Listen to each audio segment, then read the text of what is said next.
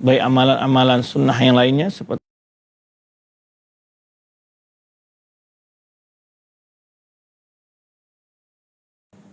ghufira lahu ma taqaddama min dhanbi wa man qama ramadan imanan wa ihtisaban ghufira lahu ma taqaddama min dhanbi. Orang yang melaksanakan puasa Ramadan dengan penuh keikhlasan, ya, dan penuh berharap pahala dari Allah Subhanahu wa taala, ihtisab, ingin mendapatkan pahala dari Allah karena ikhlas kepada Allah, percaya dengan janjian Allah, dia diampuni dosa-dosa yang berlalu. Orang menegakkan malam-malam Ramadan, man qama Ramadan, menegakkan bulan Ramadan, bisa dengan bentuk melaksanakan salat tarawih, witir, bisa bentuk dengan qiraatul Quran dan berbagai kegiatan amal soleh lainnya. Dengan penuh keimanan dan penuh keikhlasan, ya, ihtisab karena Allah, ihtisabul ajar dari sisi Allah Subhanahu wa taala, mencari pahala di sisi Allah Subhanahu wa taala, juga dia akan diampuni oleh Allah Subhanahu wa taala dosa-dosa yang berlalu. Bahkan banyak kaitan-kaitan dari keutamaan bulan Ramadan ini sering terdapat istilah itu ampunan, pembebasan dari api neraka. Walillahi utaqa minan nar. Wa Allah Subhanahu wa taala setiap bulan Ramadan itu, wa dzalika kullu lailatin, dalam hadis Bukhari Rasulullah SAW, bahwa Allah memiliki hamba-hamba ini bebaskan dari api neraka pada setiap malam. Bahkan doa yang dianjurkan ketika kita mendapatkan malam Lailatul Qadar adalah Allahumma innaka afun tuhibbul afwa fa'fu anni. Masih berharap ampunan dan maaf dari Allah Subhanahu wa taala.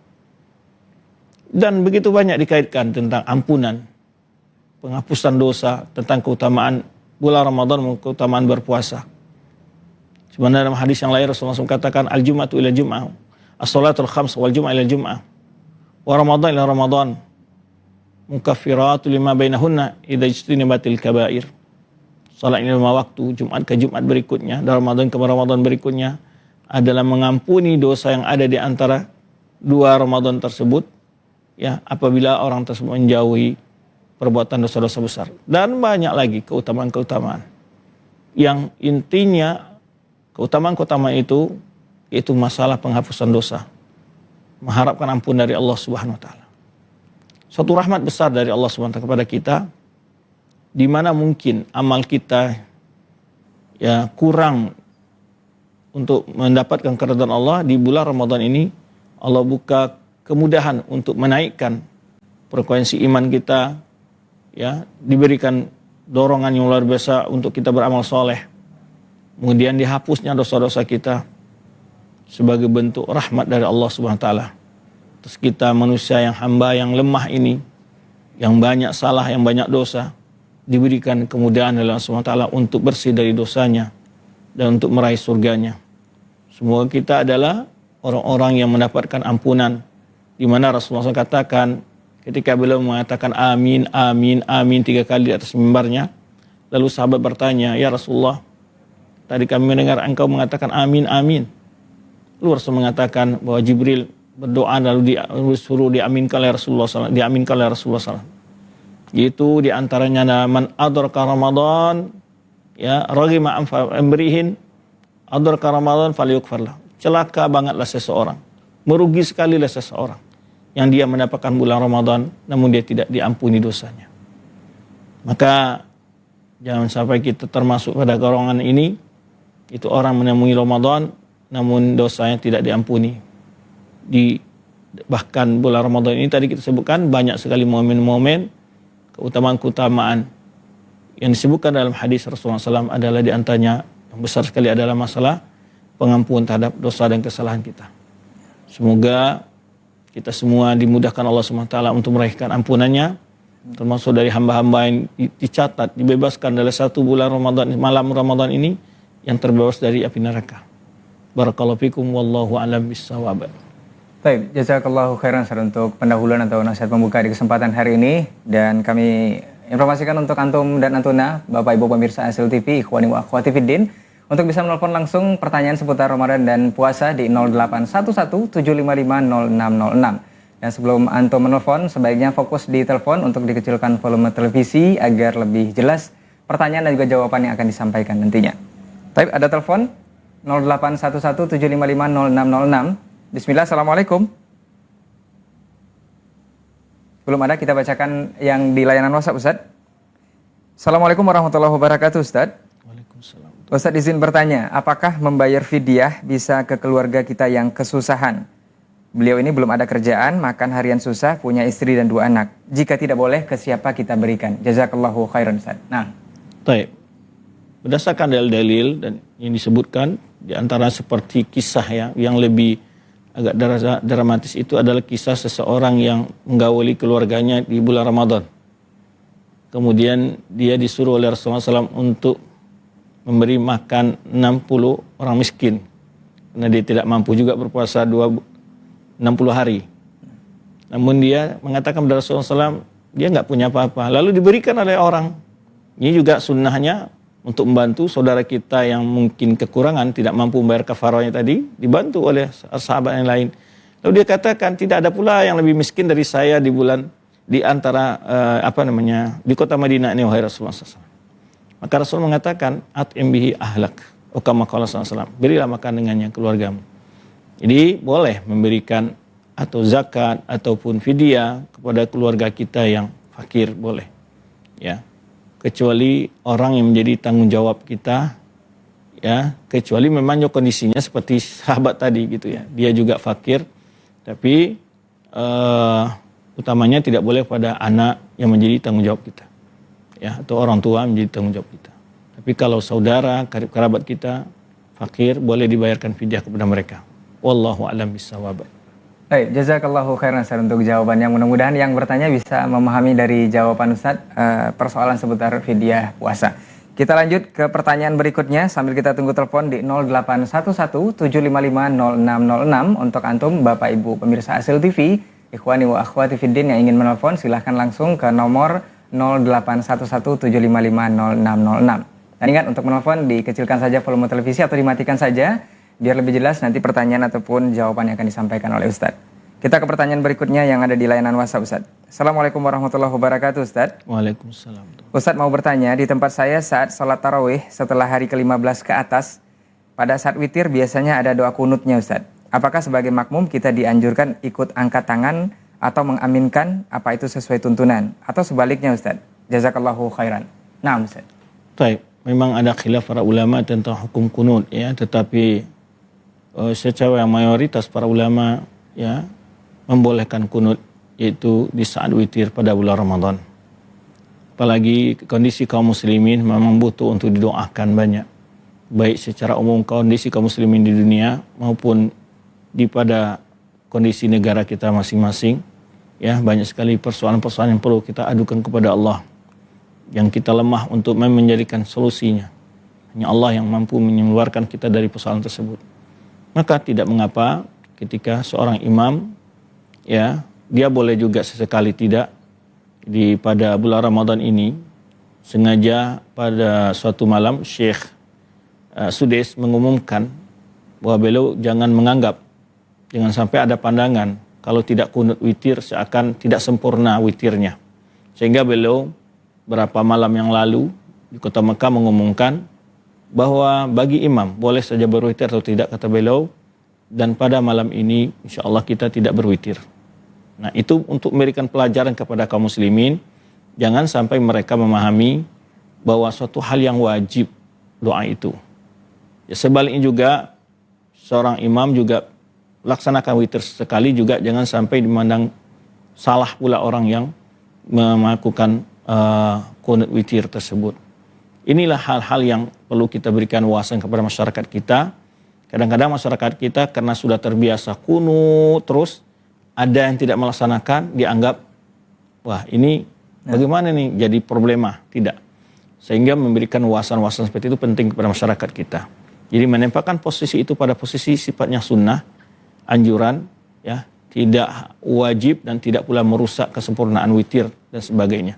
Maka bila imam ya berkunut, maka kita afdalnya berkunut, ya, tentu masuk kepada keumuman sabda Rasulullah SAW, inna maju ilal imam liyutamma bih, karena imam itu adalah untuk diikuti. Terutama dalam kunut witir itu para ulama membolehkan, ya, dan dianjurkan karena juga tadi kita sebutkan kondisi kaum muslimin dan juga karena kaum muslimin sedang berkumpul secara mayoritas sedang melaksanakan sholat, maka tidak mengapa. Tetapi sesekali juga tidak witir juga nggak mengapa. Agar juga kaum muslimin tahu bahwa witir itu hukumnya asalnya adalah hanya disunahkan saja, tidak merupakan suatu kewajiban yang berkenaan dengan sholat witir. Artinya kalau witirnya tidak kunut atau witirnya tidak sempurna, tidak demikian dipahami. Wallahu a'lam bissawab. Jazakallahu khairan Ustaz untuk jawabannya mengenai persoalan kunut witir. Jadi bukan sesuatu yang diwajibkan harus ada Ustaz ya. Nah, kita ke pertanyaan berikutnya sambil kita tunggu telepon di 0811-755-0606 untuk antum yang punya persoalan seputar ibadah puasa ataupun Ramadan di kesempatan tahun ini. Baik, kita ke pertanyaan yang ada di layanan WhatsApp. Assalamualaikum warahmatullahi wabarakatuh Ustaz. Waalaikumsalam. Ustaz, apa hukumnya kita mengikuti malam 17 Ramadan yang mereka sebut dengan malam nuzulul Quran? Coba kasih penjelasan. Jazakallahu khairan Ustaz. Naam Ustaz. Baik. Pertama, pendapat mengatakan bahwa nuzul Quran, turunnya Al-Quran pada 17 Ramadan tidak ada dalilnya. Adapun ayat yang berbicara tentang di dalam surat Al-Anfal, ya, wa ma unzila Yaumal Furqan, itu maksudnya adalah pembagian hukum tentang perang atau pembagian ghanimah waktu perang Badar. Itu yang maksud di situ. Karena Al-Quran juga sudah turun sebelum perang Badar. Memang perang Badar itu terjadi pada 17 Ramadan. Pendapat banyak daripada ahli sejarah.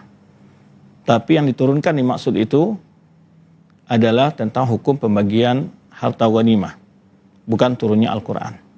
Adapun turun Al-Quran diwakilkan Imam Tabrani dan lainnya para ulama, yaitu bahwa Al-Quran diturunkan unzilatit Torah, yaitu pada malam pertama, ya, fi awal latin. Kemudian Injil 13 yang lewat di bulan Ramadan, ya, pada malam 14. Wa unzilatil Quran, yaitu Al-Quran turunkan, yaitu arba'an syirina khalat min Ramadan, yaitu 24 hari lewat dari bulan Ramadan. Berarti turunnya adalah pada malam 25. Itu ada dalilnya bahwa Al-Quran itu turun pada malam 25 Ramadan.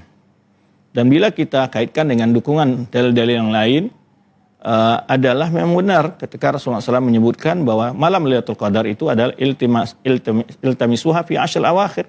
Carilah malam Lailatul Qadar itu pada malam 10 terakhir, malam-malam ganjil 10 terakhir. Dan Al-Quran disebutkan inna anzalnahu fi Lailatul Qadar, Al-Quran turun kepada malam Lailatul Qadar. Nah, dan malam Lailatul Qadar di masa syariatnya Rasulullah SAW ini lebih sering terjadi analah di 10 malam terakhir. Dan yusta'nas bi hadis yang tadi dihasankan sebagai ulama adalah bahwa Al-Quran turun 24 hari, ya, khalat min Ramadan. Jadi setelah berlalu 24 hari berarti turunnya pada malam 25 Ramadan. Wallahu a'lam bishawab. Tetapi masalah perayaan dan perayaan ini yang menjadi catatan para ulama. Karena kadang-kadang, ya, melupakan inti dari bulan Ramadan itu sendiri. Jadi kegiatan-kegiatan sifatnya tidak sesuai dengan aturan syar'i, bercampur aduknya antara laki dan perempuan dan sebagainya, ya. Dan oleh sebab itu sebagian ulama berpendapat perayaan-perayaan seperti ini lebih afdolnya tidak untuk dilaksanakan, karena Rasulullah SAW maupun para sahabat, para imam-imam, mulai dari Imam Abu Hanifah, ya, atau para fuqaha, umpamanya Imam Abu Hanifah, Imam Malik, Imam Syafi'i, Imam Ahmad, demikian pula para ahli hadis, mulai kita ambil Imam Bukhari, Imam Muslim, ya, Imam Abu Dawud, Tirmizi, An-Nasa'i, dan seterusnya, Ibnu Majah, dan para ulama-ulama yang kita ikuti, yang kita dengar, yang kita baca sejarah mereka, belum kita temukan bahwa mereka menganjurkan atau melaksanakan hal itu. Dan tentu akan lebih baik adalah mengikuti sunnah mereka, mengikuti budaya mereka dalam beragama. Karena kita takut, termasuk pada apa yang dikatakan oleh Imam Malik, qala Majisun menyebutkan, disebutkan oleh Imam Syatibi dalam Al-I'tisam menyebutkan bahwa qala Malik, Imam Malik berkata, ya, man ibtada bid'atan yara annaha hasanah, ya, faqad za'ama anna Muhammadan khana risalah. Barang siapa yang melakukan sebuah perbuatan bid'ah itu definisinya adalah Sebutkan oleh Imam Syatibi adalah tariqatun mukhtara'atun fid din yuqsadu bisulukiha al-mubalagha fi ta'abbud, yaitu satu cara beribadah yang dibuat baru dalam agama ini, tujuannya adalah untuk meningkatkan ketakwaan kepada Allah. Jadi cara ini tidak pernah dilakukan Rasulullah SAW, tapi dia bermotivasi untuk melakukan, ingin menambah ketakwaannya kepada Allah. Jadi kalau melakukan suatu kegiatan tujuan ingin mencari pahala dengan cara yang tidak pernah disyariatkan Rasulullah SAW, berarti itu adalah cara yang tidak syariatkan. Maka Imam Malik mengatakan, sungguh dia telah menuduh, faqad za'ama anna Muhammad khana risalah, telah mengkhianati risalah. Artinya dia menganggap Rasulullah SAW tidak lengkap menyampaikan ajaran agama ini, sehingga perlu ada yang ditambah. Lalu Imam Malik membacakan ayat al-yauma akmaltu lakum dinakum wa atmamtu alaikum ni'mati wa raditu lakum islamai dina. Itu ayat menyatakan, surah Al-Maidah ayat 3, agama itu Allah katakan telah sempurna pada hari ini. Pada hari ini aku telah sempurnakan agama kalian untuk kalian. Ya. Dan aku sempurnakan nikmatku atas kalian. Maka beliau mengatakan, faman lam yakun fi dzalikal yaumin dinan wala yakunu al-yauma dinan. Kalau di masa Rasulullah itu tidak dianggap agama, maka pada hari ini juga tidak dianggap agama. Maka untuk lebih kehati-hatian dan lebih selamatnya, lebih pokok dan lebih penting adalah kita berpegang dengan apa yang telah disunnahkan Rasulullah SAW, dan sunnah-sunnah yang telah disanakan, dicontohkan oleh Rasulullah dan juga para sahabat, itu lebih banyak. Kenapa kita harus mencari sesuatu hal-hal yang akan membuat kita ragu dalam kebenarannya? Itu diantara jawabannya Pak saya berikan. Wallahu a'lam bissawab. Baik, jazakallahu khairan Ustaz untuk jawabannya. Mudah-mudahan bisa dipahami oleh antum yang bertanya di 0811755606. Kita akan masuk ke pertanyaan kembali yang sudah ada di layanan WhatsApp kita, sambil kita tunggu telepon antum di 0811755606. Baik, bismillah. Assalamualaikum warahmatullahi wabarakatuh Ustaz. Ustaz, dari Abu Fitri di seputaran Duri Ustaz. Alhamdulillah kami sudah sering disuruh menjadi imam di musola kami, apalagi di saat bulan yang penuh berkah ini di waktu sholat tarawih. Yang ingin Anda tanyakan Ustadz, bagaimana kami ketika mereka Bilal sedang bersolawat ketika jeda sholat tarawih? Biasanya Anda beristighfar saja dan tidak mengikuti mereka. Dan adakah yang lebih baik selain yang Anda lakukan sebagai imam, lebih baik diam atau beristighfar? Jazakumullahu khairan Ustadz. Nah. Malam-malam Ramadan, banyak sekali amal-amaliyah yang memang bisa kita lakukan tanpa ditentukan, dikaitkan dengan zikir-zikir tertentu. Boleh istighfar, bisa berselawat, bisa juga bertakbir dan sebagainya. Di antara rakaat-rakaat tarawih, ya. Cuman tidak pernah ditentukan oleh Rasulullah SAW bahwa diisi antara salam, satu salam dengan rakaat berikutnya, setelah salam dengan rakaat berikutnya dimulai dengan selawat. Itu tidak ada pernah dilakukan oleh Rasulullah dan tidak pernah dianjurkan oleh sahabat kepada siapapun. Memang bersalat kepada Rasulullah ada suatu keutamaan, tapi dikaitkan dengan suatu kegiatan ibadah tarawih, tidak ada hubungannya dengan ibadah tarawih. Maka boleh bersalawat di bulan Ramadan, boleh, tidak masalah. Yang dipersoalkan adalah mengkhususkan waktunya. Makanya di antara ulama yang menjelaskan, ya seperti ulama-ulama menulis kitab-kitab tentang hal-hal yang bertentangan dengan sunnah atau dengan bahasa syar'i disebut dengan bid'ah, itu adalah di antaranya ada bid'ah taksis, yaitu dengan berkaitan dengan zaman atau tempat. Membaca sesuatu dikaitkan dengan tempat tertentu atau pada waktu tertentu, yang asalnya dalam agama tidak ada kekhususan. Nah, ini disebut bid'ah idhofiyah oleh sebagian ulama, atau bid'ah zamaniyah atau bid'ah makaniyah. Maka oleh sebab itu demi keselamatan kita bukan berarti melarang berselawat, cuman tidak perlu ditentukan antara rakaat-rakaat tarawih itu, karena penentuan itu tidak terdapat dalam sunnah atau dalam tuntunan salat tarawih yang dilaksanakan oleh Rasulullah SAW bersama para sahabatnya.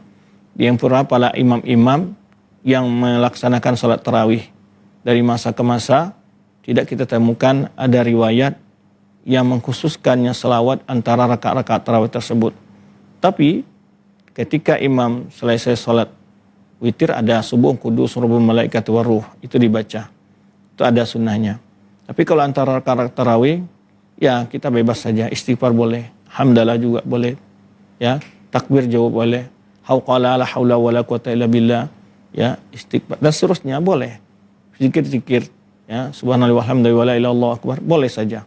Tapi tanpa dikhususkan sesuatu, apalagi dikait-kaitkan dengan ibadah tertentu, ya, artinya ini adalah rangkaian ibadah tarawih seperti begini. Kalau tidak melaksanakan begini, berarti orang ini tidak melaksanakan sesuai dengan aturan agama. Nah, ini kan lebih berat. Padahal tidak pernah pengkhususan itu kita dapatkan dalam tuntunan sunnah Rasulullah Sallallahu Alaihi Wasallam. Wallahu alam bissawab. Baik, jazakallahu khairan Ustaz untuk jawaban yang mudah-mudahan bisa dipahami oleh yang bertanya. Kita coba terima telepon di 0811755606. Bismillah, assalamualaikum. Waalaikumsalam warahmatullahi wabarakatuh. Masya Allah, dengan siapa di mana Bapak? Dengan Bapak Abdullah Dasyar dari Palembang, Ustaz. Baik, silakan pertanyaannya Bapak kepada Ustaz. Assalamualaikum warahmatullahi wabarakatuh. Waalaikumsalam warahmatullahi wabarakatuh. Karena izin bertanya Ustaz mengenai setelah sholat tarawih, apakah ada doa-doa khusus yang dibaca sesuai dengan sunnah Rasulullah Sallallahu Alaihi Wasallam? Ini itu saja yang dapat saya sampaikan. Baik. Assalamualaikum warahmatullahi wabarakatuh. Waalaikumsalam warahmatullahi wabarakatuh. Abdullah Basyar di Palembang, Ustaz. Nah. Baik, tadi kita sudah jelaskan sepanjang ilmu yang kita ketahui tidak ada zikir khusus setelah salat tarawih.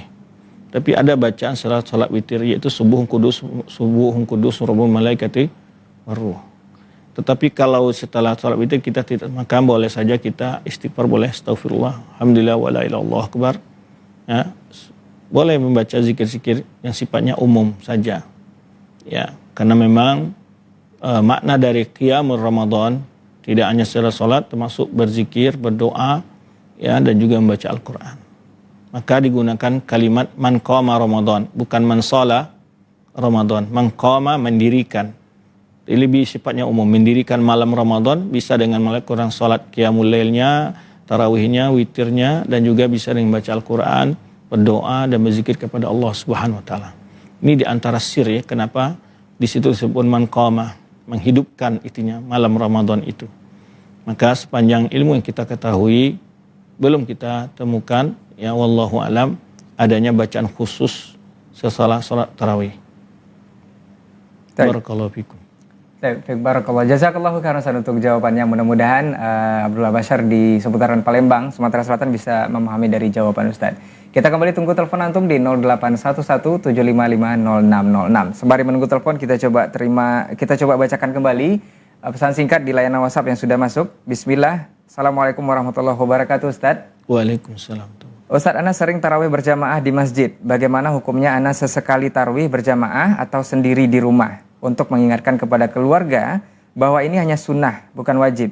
Apa niat ana ini sebaiknya diurungkan atau ana jalankan terus? Jazakumullah khairan, Ustaz. Nah. Taib, sebetulnya salat tarawih juga Rasulullah SAW melaksanakan di rumah. Bahkan beliau hanya melaksanakan salat tarawih itu 3 malam berjamaah bersama para sahabatnya, ya, di akhir hidup beliau. Taib, ini menunjukkan bahwa salat tarawih itu, ya, boleh di rumah. Bisa masuk juga ke dalam umumnya hadis bahwa afdal salatul mar'i fi baiti ilal maktubah. Bahwa salat yang lebih afdal itu ada di rumah kecuali salat wajib. Kemudian cuman lebih aulanya berjamaah. Maka lebih aulanya berjamaah karena ada hadis yang menunjukkan, ya, man qama amal iman summa hatta ansarf kutibah lahu qiyamul lailah. Orang yang salat bersama imam kemudian sampai selesai imam itu dia ikut, maka dia mendapat pahala qiyamul lail dengan pahala, ya, seperti pahala qiyamul lail semalam suntuk. Nah, dia boleh mungkin juga ada masalah lain. Dia mungkin lebih mengulang hafalannya bersama keluarganya, ya, dia baca sholat bersama keluarganya, itu tidak masalah, boleh saja, ya, karena hal-hal itu masih dalam taraf yang ada tuntunan dari Rasulullah SAW. Karena Rasulullah SAW juga pernah sholat tarawih di rumah, ya, maka atau juga untuk mendidik keluarga juga boleh, ya. Samping juga ada masalah lain, umpamanya dia punya ingin muraja' hafalannya sekaligus, ya, ingin mengimami keluarganya sholat di rumah juga tidak masalah. Baik, maka sholat tarawih memang aulanya berjamaah. Tapi tadi kita sebutkan hadisnya itu, man qama ma'al imam hatta yansarif, ya, kutiba lahu qiyamul lailah. Orang yang sholat bersama imam sampai imam selesai, maka dia diberi pahala seperti orang qiyamul lail semalam penuh. Wallahu a'lam bishawab. Baik, jazakallahu khairan Ustaz untuk jawabannya. Mudah-mudahan bisa dipahami oleh yang bertanya. Kita coba terima telepon di 0811755606. Bismillah, assalamualaikum. Waalaikumsalam warahmatullahi wabarakatuh. Baik, dengan siapa di mana Bapak? Dengan Bapak Abdullah Bashar. Baik. Menyambung pertanyaan kembali, Ustaz. Nah, silakan Bapak. Ustaz, mau bertanya masalah ini, zikir setelah sholat fardu. Kebiasaan semua kan dengan syir membaca zikir. Tapi sekali-sekali kita menjaharkan atau mengeraskan bacaan demi untuk memperbiak para jemaah agar tahu bahwa bacaan zikir-zikir yang sesuai sunnah seperti yang kita contohkan itu apakah dibolehkan atau gimana Ustaz? Baik. Ya mungkin itu saja. Assalamualaikum warahmatullahi wabarakatuh. Waalaikumsalam warahmatullahi wabarakatuh. Nah, Ustaz, mengenai zikir. Taib. Setelah sholat Rasulullah SAW sebagian bacaan-bacaan beliau pernah menjaharkan juga, artinya mendengarkan. Seperti ada yang terdengar istighfar, kemudian ada terdengar takbir beliau membaca, ya. Seperti juga dengan tujuan tadi untuk memperdengarkan bacaan yang sunnah. Tetapi ya kalau sir baca dengan jahar, bedanya sir, kalau sir hanya kita yang mendengar, tapi kita baca dengan lisan. Kalau jahar mendengarkan orang yang lain. Maka tentu juga sesekali tidak masalah kalau tujuannya adalah untuk mendengarkan zikir yang sesuai dengan sunnah kepada orang di samping kita atau kepada anak kita. Bahkan juga ada sebuah riwayat seorang sahabat yaitu hafal sebuah doa. Kemudian ayahnya bertanya, kamu dari mana tahu bacaan doa itu? Anaknya menjawab, aku mendengar engkau membaca itu. Ini juga ketika mendengarkan itu kepada anak-anak kita boleh. Maka sesekali boleh saja dengan tujuan untuk mendengarkan, ya, mengajarkan. Ya. Tetapi tentu tidak seperti yang sebagian jadi catatan para ulama dengan cara bersama-sama suara yang keras. Ya, hanya sebagian kalimat-kalimat zikir saja yang dikeraskan. Agar orang di samping kita juga bisa mengenal zikir-zikir yang sesuai dengan sunnah. Boleh-boleh saja. Bahkan lebih afdolnya adalah kita mungkin memberikan hadiah buku-buku tuntunan doa setelah sholat. Ya, itu lebih bagus daripada sekedar kita hanya mendengarkan ya sebagian dari zikir-zikir itu kepada mereka saat selesai sholat. Ya, karena tuntunan Rasulullah SAW ketika mengajar sahabat tidak seperti itu, tapi beliau lebih langsung mengajarkan, ya betul diajarkan. Ya, diajarkan. Walaupun sesekali diketahuinya riwayat-riwayat tentang bagaimana apa yang dibaca Rasulullah SAW itu adalah dari zikir yang didengar dari Rasulullah SAW. Jadi kalau tujuan seperti tadi itu ada tidak masalah dan juga ada tuntunannya. Sesekali Rasulullah juga mengkeraskan bacaan-bacaan sebagian kalimat-kalimat zikir yang beliau baca. Wallahu a'lam bishawab. Baik, jazakallahu khairan Ustaz untuk jawabannya. Mudah-mudahan juga bisa dipahami oleh Abu Basar di Palembang yang bertanya untuk persoalan zikir setelah sholat witir. Kita ke telepon di 0811755606. Bismillah, assalamualaikum. Assalamualaikum. Waalaikumsalam warahmatullahi wabarakatuh. Dengan siapa di mana Bapak? Ini dari hamba Allah di Musyirawat Utara. Baik, silakan Bapak pertanyaannya kepada Ustaz. Kami ingin menanyakan ini Pak Ustaz, yang katanya ketika Lailatul Qadar itu turun apa berupa cahaya itu Pak Ustaz, seperti yang banyak dikatakan oleh masyarakat. Mohon penjelasannya Pak Ustaz. Baik. Assalamualaikum. Waalaikumsalam warahmatullahi wabarakatuh. Baik, Bapak di Musyirawat Ustaz. Nah. Baik, pertama tuntunan dari Rasulullah SAW, kita tidak dimotivasi untuk mengetahui betul kak malam ini, tapi dimotivasi adalah mengisi semua malam-malam ganjil itu pasti kita dapat. Walaupun kita tidak tahu malam ini malam Dzulqa'dah, tapi kita sudah melaksanakan ibadah pada malam itu, pasti dicatat telah beribadah pada malam Lailatul Qadar. Memang ada terdapat di sebagian hadis, baik di Sahih Bukhari dan juga kitab-kitab hadis sunan lainnya, itu tentang di antara yang kami ingat adalah cirinya adalah bahwa di pagi hari, ya tapi bukan di malam hari, ya di pagi hari itu matahari terbit tanpa bersinar keras, tidak panas sinarnya. Itu di antaranya yang disebutkan. Juga sebagian ada riwayat mengatakan bahwa di malam hari itu angin tidak bertiup deras, tapi sangat tenang. Itu di antara yang disebutkan. Adapun tentang adanya cahaya, wallahu alam. kami belum menemukan penjelasan itu. Tapi sebagian ulama di dalam penjelasan mereka berdasarkan riwayat-riwayat itu mengatakan adalah malam itu terasa tenang, ya, sunyi, senyap dan nyaman begitu ya. Angin tidak terlalu kencang, udara tidak terlalu dingin, juga tidak terlalu panas. Itu sebagian dijelaskan. Dan kemudian di pagi harinya disebutkan matahari itu terbit tanpa bersinar menyengat. Itu disebutkan oleh para ulama. Wallahu alam. Yang penting kita adalah tahu apa tidak tahunya kita malam Lailatul Qadar itu. Bila kita beribadah pada malam Lailatul Qadar pasti dicatat. Karena bukan syaratnya untuk kita mendapatkan itu harus kita tahu. Ya, kalau kita sudah pasti beribadah 10 terakhir di setiap malam, itu pasti kita mendapatkannya. Ya, pasti kita mendapatkan. Karena malam Lailatul Qadar itu sebenarnya dikatakan Rasulullah iltamisuha fi ashil awakhir, carilah pada malam 10 terakhir kata Rasulullah SAW. Ya, dan juga dalam riwayat lain ditakkid adalah malam-malam yang ganjil. Ya. Di antara hikmah disembunyikannya malam itu tidak sebutkan malam kapannya, walaupun sebagian ulama lebih condong mengatakan rata-rata dia tepatnya pada malam 27, itu sebagai mazhab, terutama di mazhab ulama Hanabilah banyak merajihkan seperti itu. Tetapi kita kembali kepada umumul hadis, bisa dia malam 21, bisa malam 23, malam 25, malam 27 dan malam 29. Dan bila kita ingin betul-betul yakin, ya, adalah dipakai istilahnya adalah yaitu jaring yang rapat. Istilahnya apa? Kita laksanakan malam 20 sampai malam terakhir dari bulan Ramadan.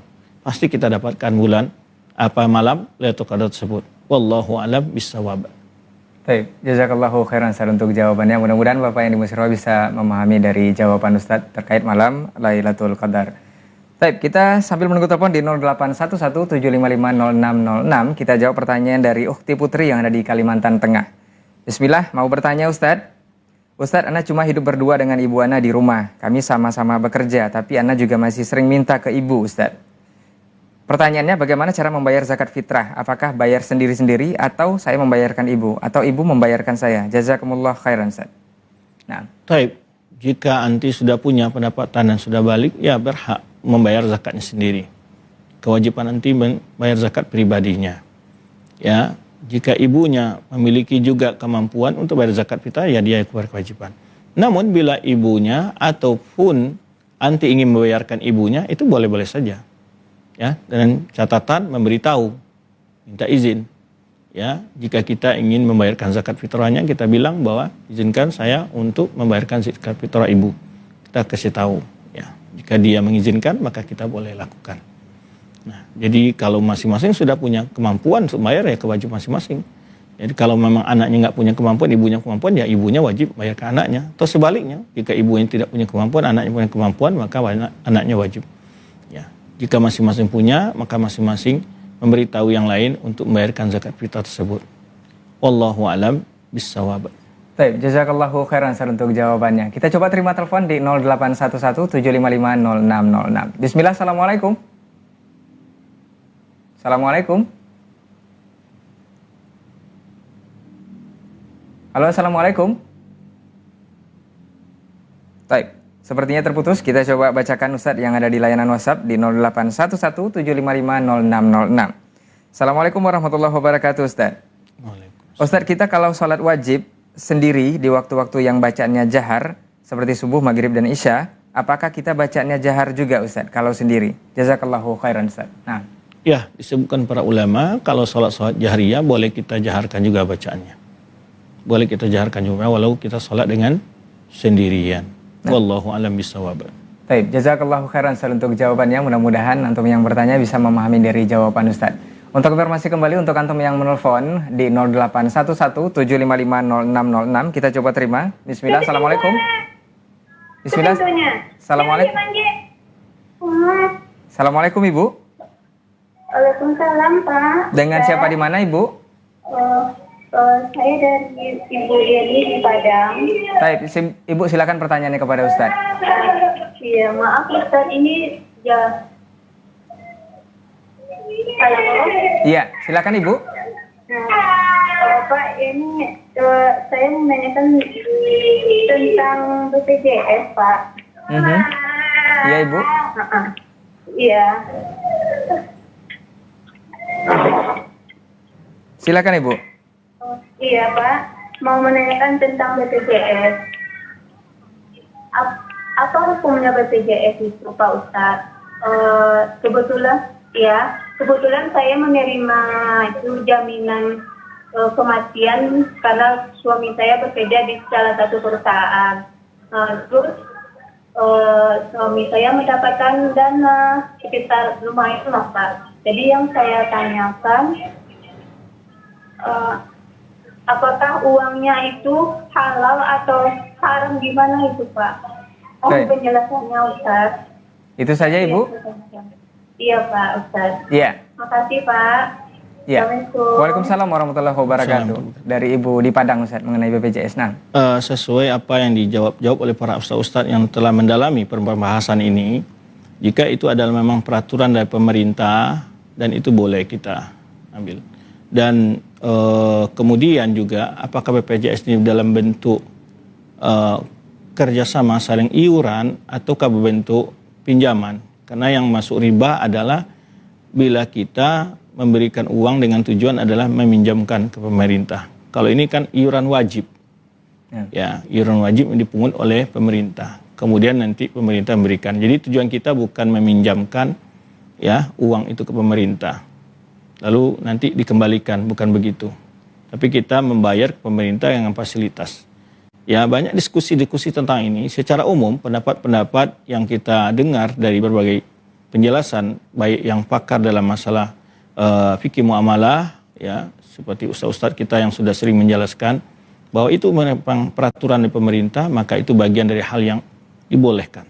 Ya, karena kita bukan berarti menabung, kemudian kita tarik uang kita, tidak. Tapi adalah kalau di negeri-negeri Arab sana ataupun di Saudi Arabia lebih masuknya kepada yaitu BPJS disebut dengan asuransi ta'awuni, saling beriuran, saling bekerjasama, sehingga beriuran nanti untuk bekerjasama saling membantu yang dikoordinir oleh pemerintah. Jika itu pemahamannya, insya Allah apa yang didapatkan dari pemberian pemerintah itu ya bukan berharap itu sebagai tebusan dari uang yang kita beri, bukan pinjaman yang kita berikan.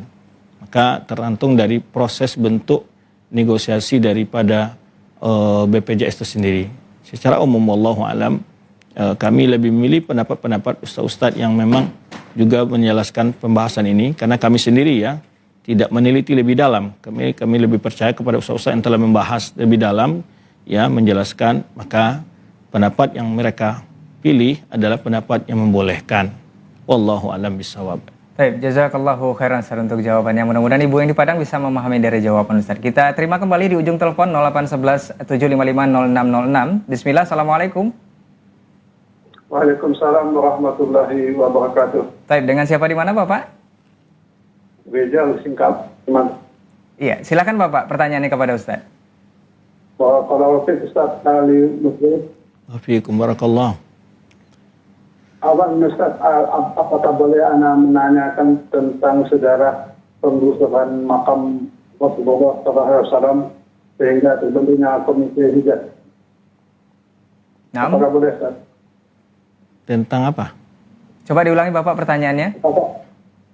Tentang kerajaan Arab Saudi menggusur makam Rasulullah SAW sehingga terbentuknya komite hijab. Nah, Bapak. Arab Saudi menggusur makam Rasulullah sehingga apa, Pak? Terbentuknya komite hijab yang diwakili oleh Indonesia gitu Ustaz. Nah. Taib. Apakah boleh Ustaz? Taib. Baik, itu saja Bapak. Sekian dari kelahiran. Assalamualaikum warahmatullahi wabarakatuh. Waalaikumsalam warahmatullahi wabarakatuh. Nah, tafadhol Ustaz. Taib, apa yang ditanyakan oleh Bapak tadi adalah sebuah isu yang dibuat-buat oleh orang-orang ingin menjatuhkan Arab Saudi. Karena tidak pernah, ya bahkan sampai hari ini kubur Rasulullah SAW itu masih tetap pada posisi yang asli di mana Rasulullah SAW masih dikubur. Dan tidak pernah adanya isu-isu mereka mengatakan akan, kalau memindahkan itu sama sekali nggak ada terbayang. Yang ada isu yang mereka sebut adalah ingin itu membongkar kubah hijau yang ada di itu. Ya, terus mereka buat isu, saya baca sebagian orang yang mau membongkarnya ditembak petir, semacam cerita-cerita yang mereka buat. Selama yang kita baca dalam sejarah, dan bahkan juga Syekh Muhammad Wahab itu membantah tuduhan itu dalam kitab beliau ketika beliau menjawab tentang pertanyaan dari Ahlul Qasim. Beliau mengatakan dan menjawab bahwa itu sebuah isu yang memang dibuat oleh orang-orang yang anti dengan dakwah tauhid yang beliau kembangkan untuk membenci dakwah tauhid. Sehingga dibuatlah isu-isu anti salawat, anti ziarah kubur, anti ingin memugar kuburan Rasulullah, ingin, dan semacam-macam. Banyak sekali isu-isu yang mereka sebar. Ya, dan sampai hari ini masih terbukti kubah Rasulullah masih ada dan seterusnya. Ya, dan Arab Saudi lebih tahu bagaimana cara menghormati Rasulullah SAW. Dan mereka tidak merusak situs-situs yang sifatnya adalah merupakan itu adalah berhubungan dengan hak-hak yang boleh dalam Islam, tidak mereka ganggu. Cuman yang mereka bersihkan di antara adalah kubah-kubah yang ada di Baqi. Dulu di kuburan Baqi itu banyak sekali kuburan-kuburan yang dibuat rumah-rumah dan semacamnya, itu yang mereka bersihkan. Kemudian juga mereka bersihkan di Ma'lah, ya, yang dimana kuburan-kuburan di situ dibuat rumah-rumah dan sebagainya, kemudian dikultuskan, berdoa, meminta kebutuhan di kuburan tersebut, dikeramatkan sebagainya. Itu yang mereka perbaiki, itu yang mereka bersihkan. Sampai sekarang kita lihat Baqi adalah tidak ada satupun kuburan yang di atap, yang buat macam rumah dan sebagainya. Tapi kalau masalah kubah dan sebagainya, bahkan beliau juga menjawab bahwa beliau dituduh ingin mengganti pancuran Ka'bah itu dengan kayu. Itu beliau jawab dalam tuduhan-tuduhan beliau. Dan yang membantah itu adalah beliau sendiri, bahwa saya dituduh begini, saya tuduh begini, kata beliau, Syekh Muhammad Wahab dalam kitab beliau, Risalah ila Ahlul Qasim. Itu Risalah ila Ahlul Qasim, ya, pernah kita bahas dan kita dalam beberapa kajian. Ya, di situ banyak sekali beliau menjawab tuduhan suka mengkafirkan kaum muslimin, beliau jawab anti mazhab, beliau jawab, ya, berbagai tuduhan. Ya, banyak sekali di antaranya yaitu tadi, ya, ingin merobohkan kubah. Tapi kalau membongkar, memindahkan kuburan belum pernah. Bahkan dari masa khalifah pun tidak pernah ada rencana seperti itu. Ya, di masa Umar bin Khattab ketika memperluas masjid Nabi SAW nggak pernah ada. Di masa Utsman, di masa Al-Walid bin Abdul Malik juga tidak pernah, ya. Dan tidak pernah ada cerita adanya satu penguasa ingin membongkar, memindahkan kubur Rasulullah SAW. Belum pernah ada rencana itu dari siapapun penguasanya. Itu saya jawab itu. Bisa saya pastikan. Ya, karena memang berdasarkan hadis, ketika Rasulullah SAW saat wafat, itu kan terjadi diskusi para sahabat, di mana Rasulullah mau dikuburkan. Apakah beliau mau dibawa ke Mekah, di tempat kelahiran beliau? Ataukah beliau dikuburkan di Baqi, sebenarnya di situ juga sebagian sahabat dikuburkan? Ataukah beliau dibawa ke Baitul Maqdis, sebagainya? Lalu Abu Bakar menyebutkan tentang hadis yang disampaikan Rasulullah SAW, bahwa al-anbiya yudfanun haitsu yamutun. Maka Abu Bakar menjawab di mana bahwa Nabi itu dikubur di mana tempat dia meninggal. Maka dari itulah digali, ya, kamar Aisyah itu. Beliau berkubur di kamar Aisyah, di tempat beliau meninggal itu sendiri. Jadi tidak akan mungkin itu dilanggar, karena memang itu adalah sudah pasti itu suatu keputusan qat'i dari hadis Rasulullah SAW, bahwa Nabi itu di antara khasaisul anbiya, yang kalau kita belajar nanti iman kepada anbiya dan para rasul, di antara khasaisnya adalah bahwa para nabi itu umumnya adalah disebutkan bahwa dikubur di tempat dia meninggal.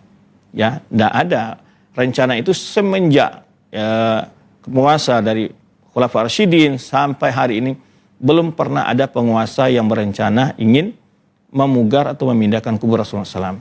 Cuman fitnah isu yang dituduhkan kepada Syekh Muhammad Wahab dan pengikutnya, di antara adalah ingin memugar kubah hijau itu. Itu memang beliau pernah diisukan dan beliau bantah sendiri dalam risalah beliau li Ahlul Qasim.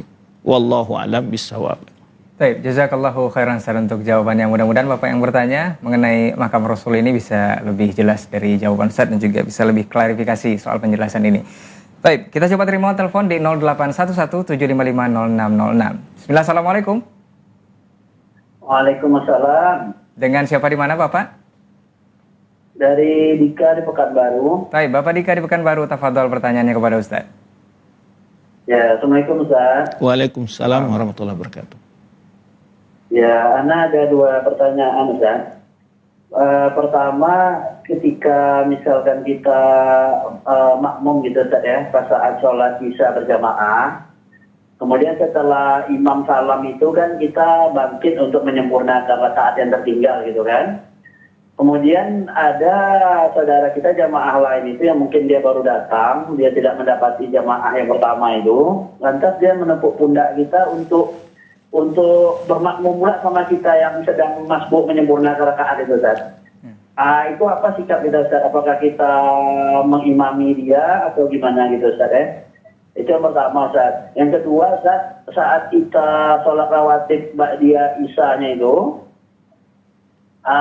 juga kejadiannya ada saudara kita jamaah muslimin yang lainnya itu yang tidak mendapati berjamaah saat kita sholat sunnah rawatib ba'diyah isya itu dia menepuk pundak kita untuk bermakmum dengan kita Ustaz.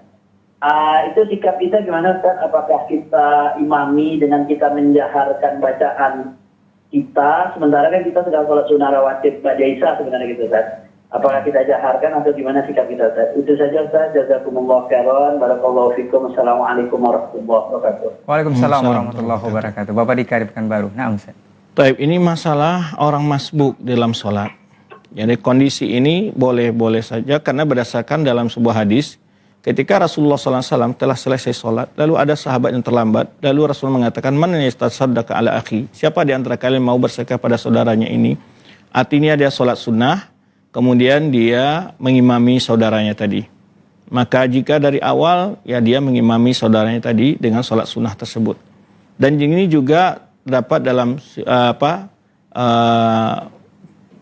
sahabat yang lain, yaitu kalau nggak salah Mu'az bin Jabal, beliau kalau setelah sholat bersama Nabi SAW pulang ke kaumnya lalu menjadi imam lagi. Jadi boleh seorang sholat wajib berimam pada orang sholat sunnah, itu boleh saja. Jadi adapun kasus tadi ketika kita masbuk, ya kita tentu bangkit setelah imam salam. Ada lagi orang masbuk kedua ini, dia berimam dengan kita. Berdasarkan hadis ini akhirnya boleh, gitu. Boleh kita menjadi imam, ya jika dia tidak mendapatkan orang lain untuk mengimam. Tapi kalau seandainya kita terlambat ini, ada 2 orang, 3 orang, tuh aulanya kita buat jamaah sendiri, tidak mengikut kepada jamaah yang masbuk ini. Ya, tapi ketika tidak ada lagi orang, ya kita sendirian dan kita lihat ada orang masbuk, dia jadi bisa kita jadikan imam.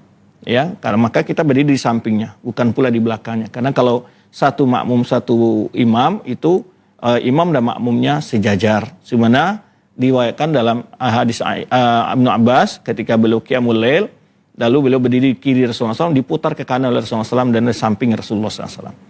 Nah, jadi boleh orang sholat sunnah, orang yang jadi imam itu sholat sunnah, menjadi imam bagi orang sholat wajib itu boleh saja. Sama dengan orang terlambat sholat isya, kemudian orang sudah sholat tarawih, dia boleh berimam. Dia niatnya sholat isya, yang imamnya sholat tarawih, dia boleh. Nah, jadi hukum itu boleh asalnya. Wallahu a'lam bissawab. Baik, jazakallahu khairan Ustaz untuk jawabannya. Mudah-mudahan Bapak Dika di Pekanbaru bisa memahami dari jawaban Ustaz. Dan sepertinya waktunya juga yang membatasi kita. Insya Allah di kesempatan lain kita akan bersama guru kita untuk menjawab pertanyaan-pertanyaan antum yang ada di 0811 755 0606. Sebagai nasihat terakhir Ustaz, sebelum kita close untuk hari ini, nasihat penutup dari antum, Fadhil Maskur Ustaz. Terima kasih para pemirsa telah bergabung. Mohon maaf jika kurang penjelasan dan penjelasan jawaban ini. Semoga apa yang telah kita bahas mendapat faedah bagi kita semua. Ya, terima kasih. Mohon maaf jika ada kekurangan dan penyampaian materi. Subhanakallahumma bihamdik asyhadu an la ilaha anta astaghfiruka wa atubu ilaik. Wassalamualaikum warahmatullahi wabarakatuh.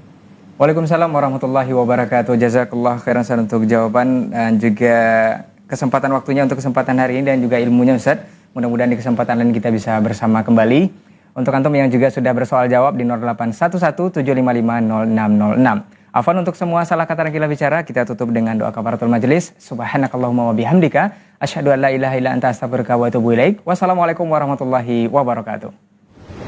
Fas'alu ahla dzikri in kuntum la ta'lamun.